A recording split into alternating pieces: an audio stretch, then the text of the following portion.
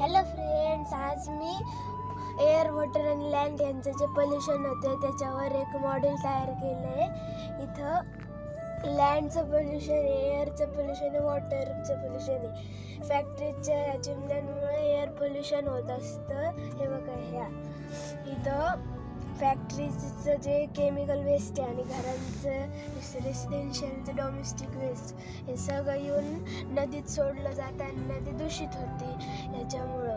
आणि मग हेच पाणी शेताला दिल्यामुळं शेतामध्ये पिकं उगत नाही आहेत. आणि इथं लँड पोल्युशन, लोक कुठेही कचरा टाकून देतात नदी किनारी वगैरे, म्हणून लँडचं खूप पोल्युशन होत आहे.